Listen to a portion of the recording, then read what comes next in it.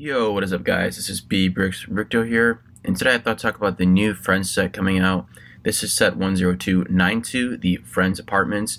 So you're going to be getting both Monica and Rachel's apartment and Chandler and Joey's apartment, and then you're going to get that adjoining hallway, which is pretty iconic from the TV series. You see a lot of scenes in there.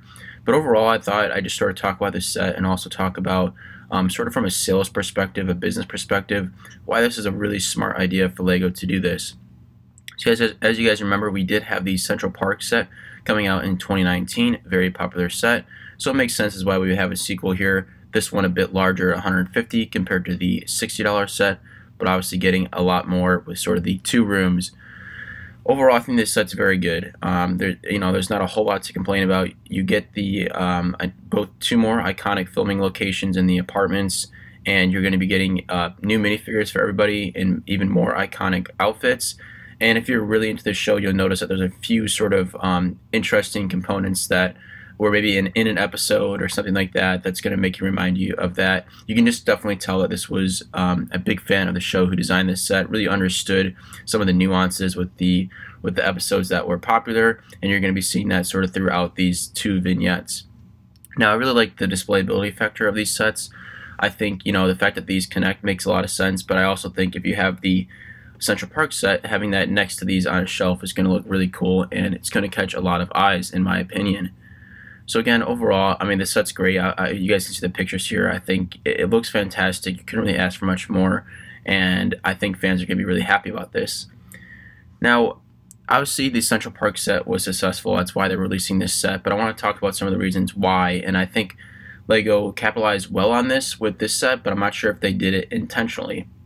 So this show aired from 94 to 2004, and so if you think about the demographic that was probably watching that show, so as you guys know, like the show basically has like these young professionals in New York City kind of trying to find their way. So I feel like if you're in your early 20s, this show was just really relatable, really funny, and it was massively popular. If you talk to people when the show was out, you'll hear about how it seemed like everybody was watching this on the weekday that it was airing, and they'd come to work or whatever and talk about it. It was just very popular. So fast forward, right, another 20 years or so, and a lot of those people that watch this show are now in their 40s, maybe have a family, definitely, sort of moved up maybe in their professional life and have a lot of disposable income, and they're looking to sort of maybe get back some of that nostalgia from their early 20s and that period of time. And I think there's just no better way to do that than sort of buying something from that era, or buying something that resembles that era that you can display, that you can see, that you can have an experience with, like LEGO, and build. So I think that's just a really good way for LEGO to sell a lot of these sets. And we've seen this with other collectibles even. We've seen sort of the Pokemon boom of 2020. For the same reason, that card game came out in '99. If you look at other things as well, I would say sort of older Nintendo video games have really been skyrocketing in price too. All those sort of collectibles from the '90s, people want a piece of that today. People want to have that sort of experience, want to have that sort of place in their life sort of remembered, or sort of being able to sort of go back to that somewhat. And I think LEGO needs to do this a little bit more with other themes, and we've seen a lot of idea sets pop up with, I would say, other themes from sort of that same era. And the fact that LEGO now has been a little bit more conducive to sort of that adult theme, I think this is just a really good time to capitalize on this from a business perspective. Really go after some of those IPs from maybe the '90s, early 2000s, because I think they will sell very well, as we can see here from the original Friends set and now the sequel.